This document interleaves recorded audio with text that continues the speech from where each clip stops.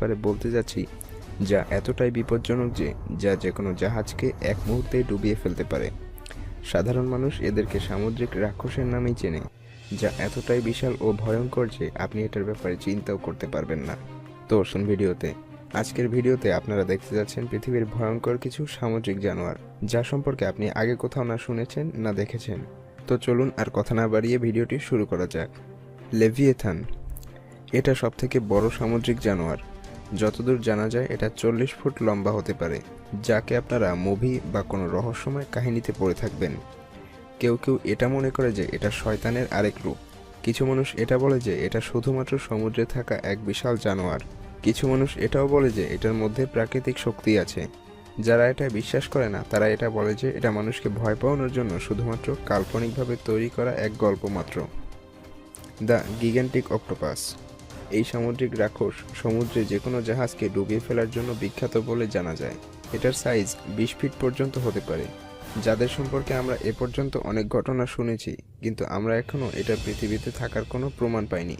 কিন্তু কিছু মানুষ এটা মনে করে যে এটা আমাদের পৃথিবীতে সত্যিই বাস করত, কিন্তু কিছু বছর আগে পৃথিবী থেকে এটা বিলুপ্ত হয়ে যায়।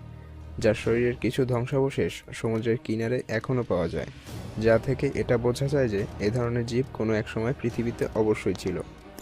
দ্য ব্লুপ, এই মনস্টারকে নিয়ে দুটি থিওরি রয়েছে। প্রথম রহস্য অনুসারে এটা বড় এক সামুদ্রিক রাক্ষস, আর দ্বিতীয় থিওরি অনুসারে এটা শুধুমাত্রই একটা আওয়াজ যা আটলান্টিক মহাসাগরের বরফ ভাঙার ফলে সৃষ্টি হয়।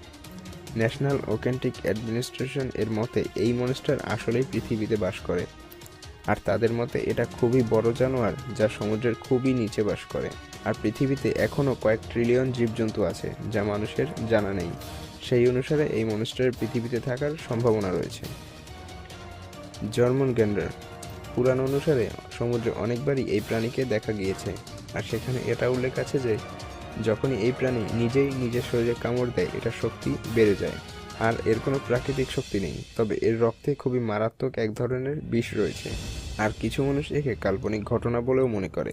আর কেউ কেউ এটা বলেছে যে এটাকে তারা নিজের চোখে দেখেছে।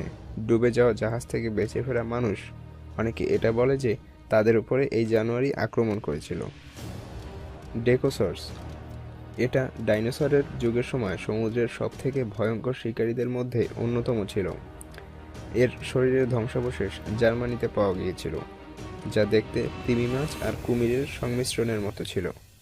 কিছু বছর আগে বিজ্ঞানীরা পৃথিবীর কয়েকটি দেশ থেকে এটার শরীরের জীবাশ্ম খুঁজে পেয়েছিল, যার মধ্যে আর্জেন্টিনা, রাশিয়া ও ইংল্যান্ড রয়েছে। এটা তার ভয়ঙ্কর দাঁতের কারণে তাদের